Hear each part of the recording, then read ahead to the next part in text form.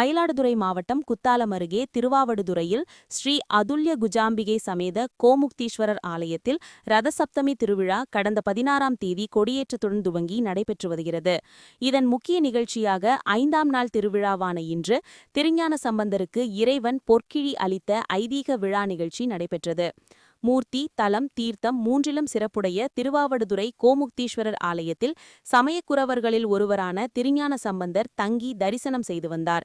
அப்போது அவரது தந்தை சிவபாத இருதயன் உலக நன்மைக்காக தான் ஏற்பாடு செய்திருந்த யாகத்திற்கு திருஞான சம்பந்தரிடம் பொருளுதவி கேட்டு திருவாவடுதுறை வந்தார். இதனையடுத்து திருஞான சம்பந்தர் கோமுக்தீஸ்வரர் ஆலயத்தில் உலவாக்கிழி பதிகம் பாடி 1000 பொற்காசுகள் அடங்கிய பொற்கிழி பெற்றதாக ஐதீகம். இந்த ஐதீகத்தை போற்றும் வகையில் இன்று நடைபெற்ற நிகழ்ச்சி திருஞான சம்பந்தர் உற்சவ மூர்த்திகள் பல்லக்கில் வீதியுலாவாக கோயிலை சுற்றி வந்து கோமுக்தீஸ்வரர் ஆலயத்தில் பலிபீடம் முன்பு எழுந்தருளினார். அங்கு உலவாக்கிழி பதிகத்தை ஓதுவார்கள் பாடினர்.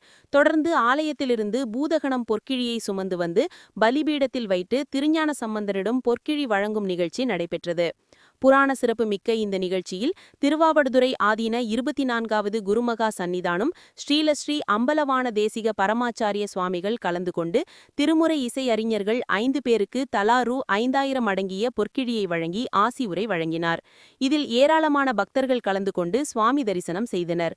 தொடர்ந்து விழாவில் பங்கேற்ற பொதுமக்கள் அனைவருக்கும் புதிய நாணயங்களை திருவாவடுதுறை ஆதீனம் வழங்கினார்.